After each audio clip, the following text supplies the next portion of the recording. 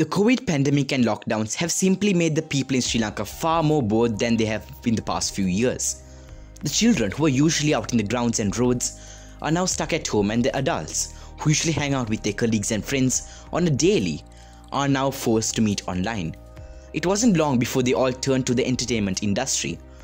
The entertainment industry has benefited as well as lost during the COVID pandemic.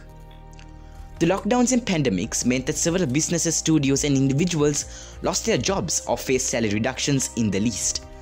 They had to learn and come up with new adaptive methods and systems that would fit the job they do. But this also increased efficiency and also pushed more companies to find better ways to produce content that would also benefit the physical productions.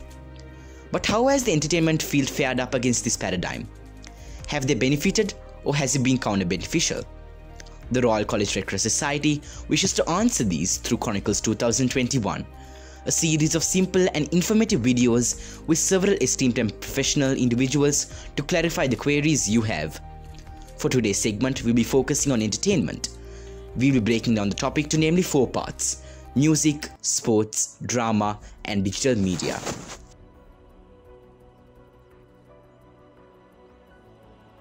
The governing body for sports in Sri Lanka has been compelled several times to defer the tender process for media and sportsmanship rights in absence of the desired interest. The coronavirus pandemic now holds a blatant threat to potentially rattle the Sri Lankan sports ecosystem. The coronavirus menace has hit the sports business hard the world over. There are no certainties about international sports schedules even when normalcy returns. In such a scenario, no broadcaster or sponsor will come forward to make any commercial commitment or take any financial obligations. The coronavirus pandemic has been peaking at the worst time for Sri Lankan cricket, which has already been compelled thrice to suspend RPS to alert various commercial rights. To find out more about the impacts on sports due to lockdowns, we have with us the current Minister for Sports and Affairs, Honourable Minister Namal Rajapaksa, to tell us more.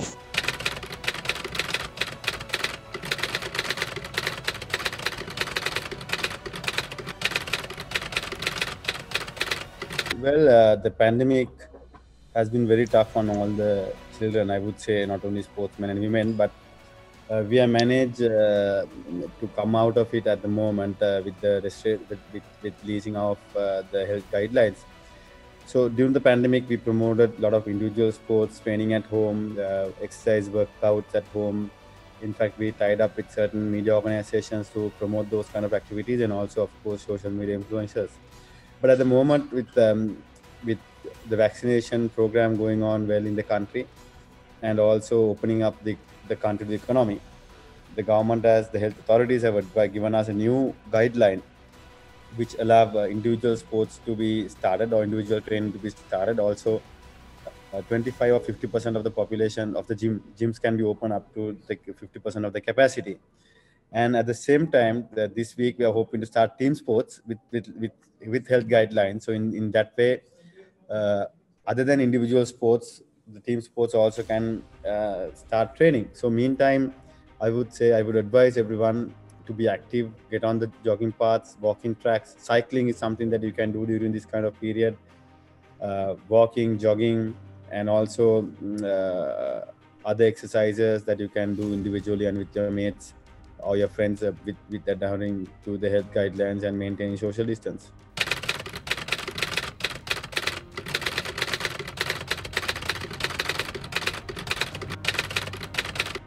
I would say the dedication and commitment to train, so which it's the toughest thing to do when you're alone at home and when you're being asked not to move out of your house. So if you want to become a good athlete, if you want to become a good professional sportsman, and also keeping all that aside, if you want to be very healthy or to have a healthy lifestyle, I would say you should start doing your home workouts while doing your homework online, of course, for school children.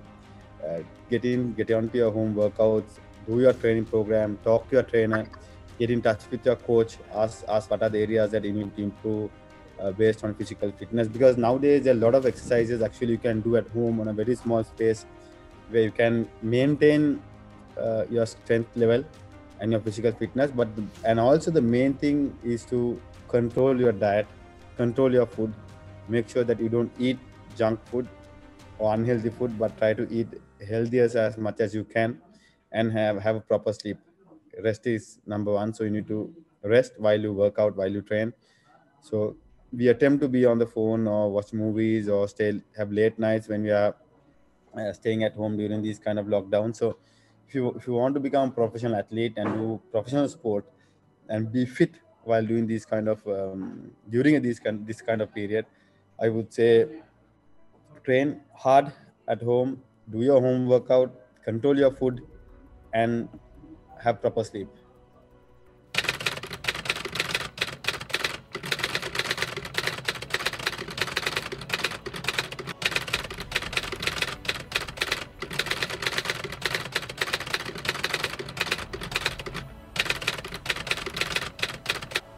Yeah, of course. I mean, we are very open, and we are also looking at promoting those kind of activities here. And also, we need to look at on a very different footing. We have to look at it in a very open-minded way, and to adapt to the existing system. So, this is something except water sports, all sports that we had to look at. So, of course, we are looking at that kind of innovation.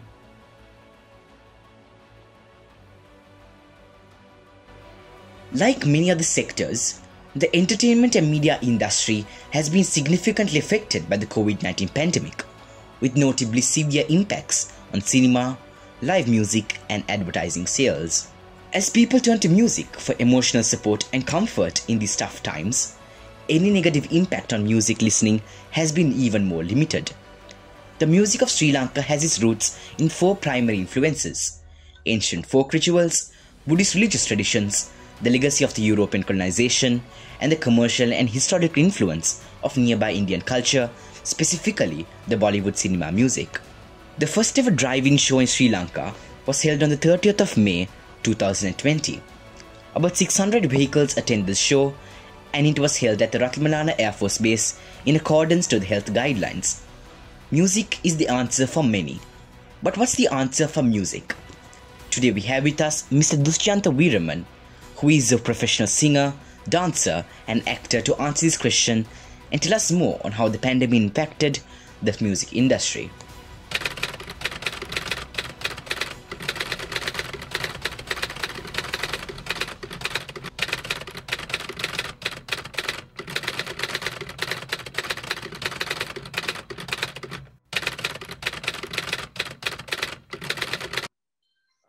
So to say, Spotify has been something that we have been wanted to get for a while now, and also getting all these digital platforms has been always a concern for all the artists in Sri Lanka, mainly because Sri Lanka's music has only been mostly heard by the mass market through radio, and whereas for artists it's always been a big challenge to have an earning through music because of the very very limited ways of earning, whereas radio, no one actually pays for listening to music. I'm talking about the era after cassettes, because when the CDs came, the pirated CDs used to come out of the market, and then the MP3 versions used to come out of the market. And one of the biggest distributions for Sri Lankan music, local music, was the online websites such as elakiri.com, music.lk, and the music competition was as such. The distribution was such a challenge for the music industry. The artists who spent money on developing music, producing music, ended up letting the public have it free on these online websites. Getting onto these platforms where music is distributed and music rights are respected, whilst the contributors to making songs are benefited, was a very very important thing. So therefore, maybe in the last 10 years since YouTube came, and there are a lot of Apple users now in Sri Lanka, iPhone users or Mac users. People also have been getting used to listening to iTunes, listening to music via iTunes. So slowly, that I mean, we've had a good impact in terms of the artist actually making money. So by now, but now slowly with the introduction of Spotify and uh, platforms like YouTube also giving at least uh, uh, uh, not not a direct payment as per copyright, but at least by AdSense and all that. Now the artists are making money. So how this would affect our music industry is obviously when someone is making a professional doing something and has good ways of making an income. You can only think of you can only imagine how beneficial it will be to a country like us, because if we have been still having music for the past 20 years, just so that the musicians have been just passionate to do music without a proper earning. um, I think this is a great place where Sri Lanka is at, getting these what do you call these platforms like Spotify coming in. So still there are many users who are still not paying using Spotify, but I believe the culture will slowly happen, where people actually get used to the culture of respecting the artists, and the music. And I think by slowly people will get used to it, and then the music industry will also thrive, because musicians and the music producers and the whole industry will benefit out of this.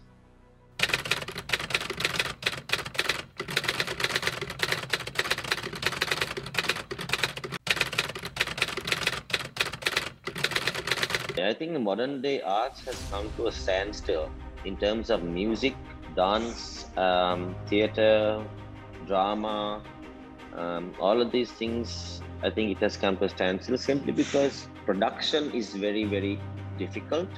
Performance is absolutely impossible, right? I mean, you have to understand this is a pandemic, and it is not a time, it's not a time that we can gather around and perform or get into arts. But so yes, people are definitely, I mean, the artists, artists in who's doing every type of art, whichever the art it is, whether it's music or drama or whatever. I think it's a pretty bad time, but I guess this is what it is. We have to respect people's health and their safety. So presenting art, presenting or producing is very difficult.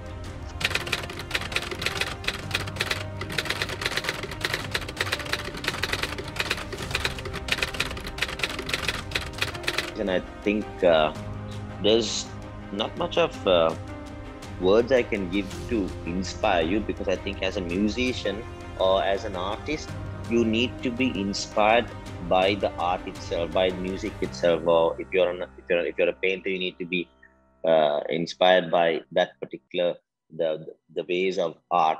Maybe looking at other artists and things like that. And if you're like if being an actor, you should be interested in movies, producing.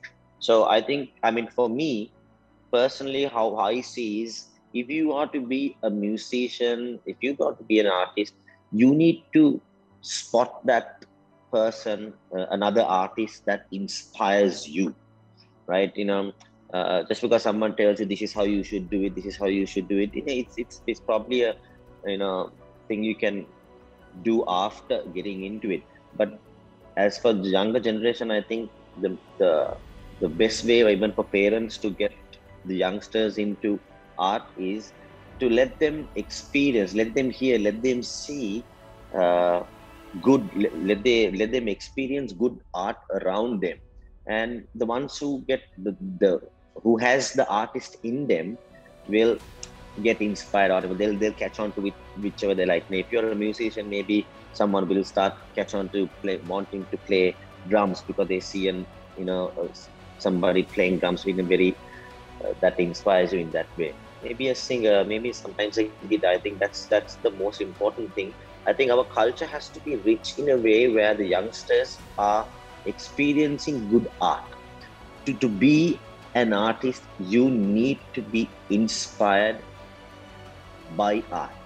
So my advice will be, don't think of the professional side of it, because art is something, is one professional, that's one industry that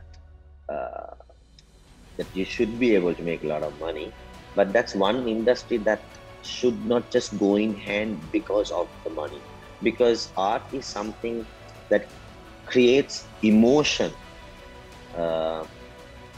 It's an emotional tool.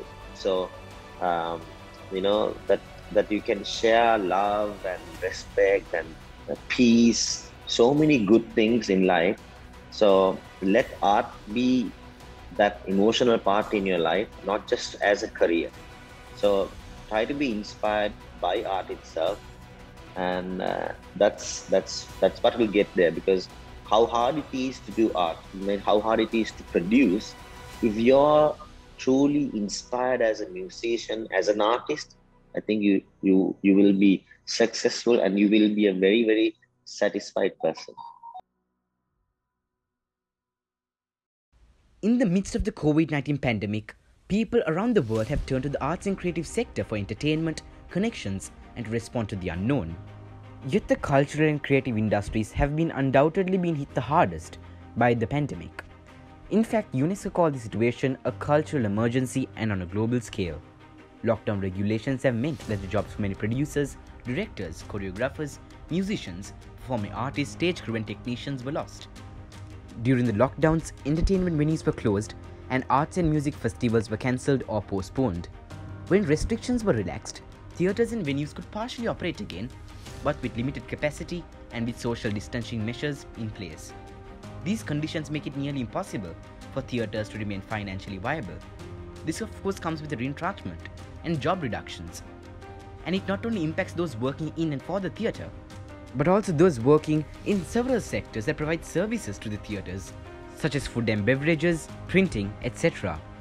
While many performing artists work across several domains and may have diversified their employment options, the employment opportunities in their sector is in extreme jeopardy.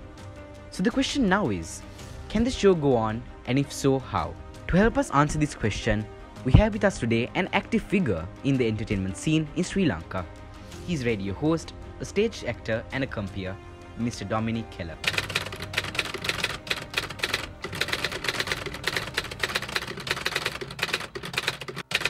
Hi, how has the pandemic affected the stage drama scene in the country? Well, as of now, the pandemic is completely shut down stage drama in Sri Lanka. There is no stage drama. There are no stages. Everything is closed. Everything is on lockdown. So there's nothing you can do. It's also very complicated to do stage theatre virtually. So that's definitely it's not happening until this changes.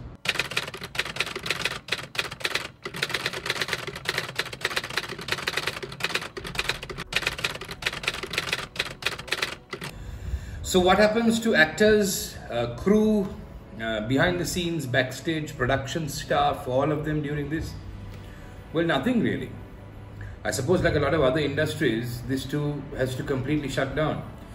The problem with stage and other forms of performance is that you require an audience, and without an audience there isn't much you can do.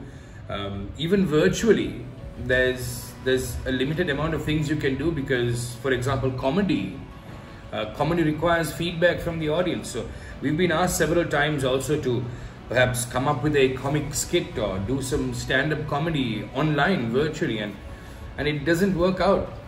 It's not funny. You don't get a feedback from the audience, and it doesn't always work out well. Unfortunately, that is the state of affairs at the moment. People are on hold. I mean, everyone involved in theatre that I know personally has started to do something else because there's nothing we can do right now.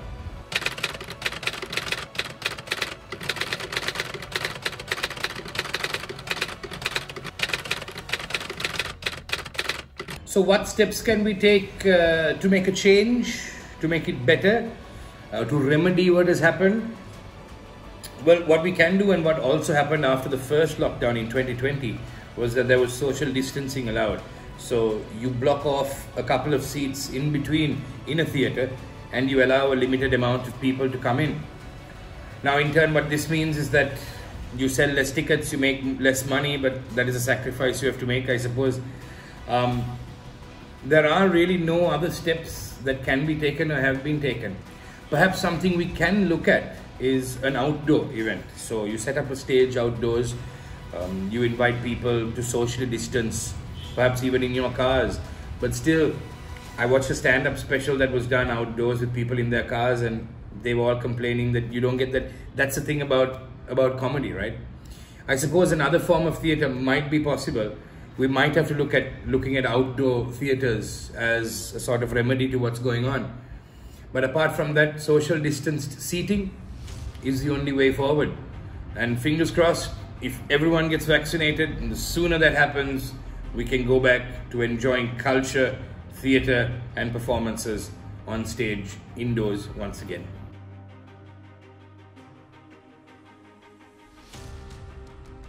Sri Lanka had a population of 21.46 million in January 2021. 18.8% of Sri Lanka's population lives in urban centres, while 81.2% lives in rural areas. There were 30.41 million mobile connections in Sri Lanka in January 2021. The number of mobile connections in Sri Lanka increased by 612,000 between January 2020 and January 2021. The number of mobile connections in Sri Lanka in January 2021 was equivalent to 141.7% of the total population in Sri Lanka. All of these numbers led to one conclusion: that digital media plays a significant role and has a massive impact in one's day-to-day lives. These look like interview series, advertising, influencers, etc. But the COVID pandemic has been a two-edged sword for the digital media industry. And to find out more about how it was affected, today we have with us Mr. Danu Innasithambi, who was a veteran media personality in Sri Lanka, to tell us more.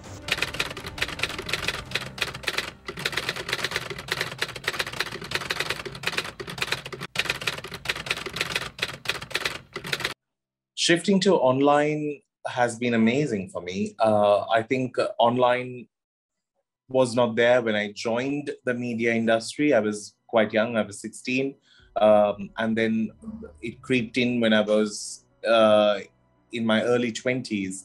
And Facebook back in the days was we'll just put one photograph, change our profile picture once a month. It was one of those, and we never took so much of notice of it because primary mediums such as TV, newspaper, and radio was still dominating. Then, of course, the shift came along where people did want to see more information about the shows. So we had to advertise the shows on social media platforms and sort of get the audience to sort of see us on the main screen.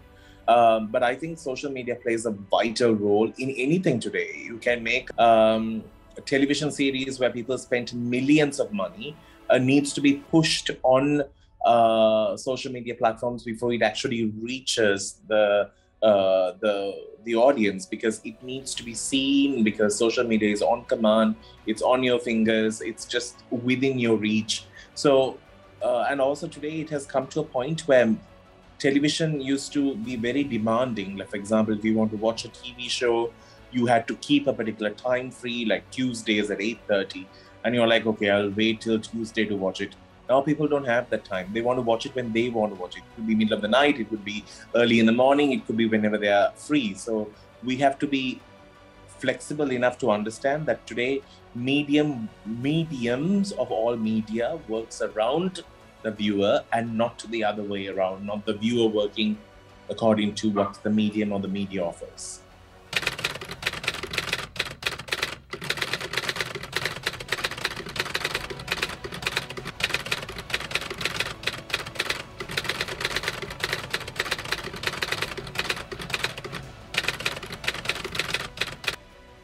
during this pandemic, I'm still recording shows. Even right now, I'm after recording. We always make sure that we follow regulations, because we don't only put ourselves in risk, we put the surrounding in risk as well. What we always make sure is that, one, we are sanitized, we have our masks in our hand, that we'll use the mask at the time that we are not recording, because the only person who you are interacting with is your guest. So that's the only time that I will remove my mask to be on screen, and after that I'm with the mask once again. We need to make sure that we follow these protocols, because these protocols not only help you, but it also will help the people who are working with you. There have been so many recordings that have been brought to a halt because of fear of COVID. So it's very important that we keep these in mind when we do recordings, that we are self-aware of what we are doing, so that we not only put ourselves, but everyone else's life in priority list.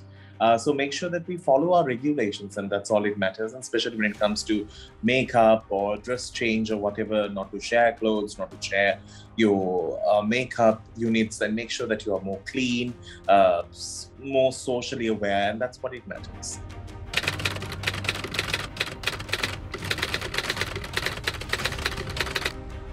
All right. For me, I'm someone who likes to be very genuine when I'm on screen. I am the same person who you'll talk to on screen, off screen. If you meet me somewhere, I'm always the same. I always believe that television is a medium that portrays who you are. If you're going to be different on TV just because you're on TV, it doesn't mean that you're actually being yourself. So your questions have to be very, it has to come from within. For an example that I could say is, don't ever try to be smarter than your guest in your conversation, because then it's pointless having a guest. But be informed about your subject when you are speaking about, when you're speaking to your guest. I'll give you an example. If I'm going to speak to a doctor, and if I'm going to speak about, oh, the anatomy is going to be like this, and your cardio, whatever those medical terms that I go on using, then I have left the audience who are watching, who are people who are just like me, you and me, who do not understand the medical terms. They are just going to be left in the dark once again. Then in that case, they could have had two doctors sitting and talking there. The whole point is for you to represent the majority who doesn't understand that. So you have to say, okay, so what is this valve that's there in, like, in this heart area? You see that little line? What is that? Now, that might be a question that could answer somebody else's question as well. So you need to understand, when you frame your question has to come from a point of view that you are representing the people who may not have the answers or the understanding, and that is why they are watching. So that is what it is. And you can never assume that somebody will know someone, even if it is, let's say, even if I'm interviewing Prince Charles, it's always nice to say who he is and give the audience a chance to reconnect, realize who they are, and come to know who they are, so that they'll be able to sort of watch it and understand. Because I could speak to a brilliant sportsman, and I might be someone who is watching who does not like sports. So then I might be like, so it's better to like always throw in questions which is beyond sport, about family life, what inspires you, what motivates you, what makes you go to the field every day and like practice and be at your best. That could be absorbed by anyone. So these are things for you to keep in mind. Don't ever think your interview is only catering to one set of people. It will cater to so many. So keep your questions as generic and as approachable as possible, so it gives more answers, and it gives the guests also to speak more. If you say, I know during the Second World War there was this problem, what is your take on it? You should say, okay, during this Second World War there was a problem like this. Can you explain more about this problem? What did you learn from it? That way we are giving so many people the chance of getting to know something new, because it's not a personal chat you are having with your guest. You are actually communicating for the others. So you need to keep that in mind when you do an interview. And these are little things that I keep in mind, but I always say, be who you are, be genuine, be 100% transparent. That's the only way.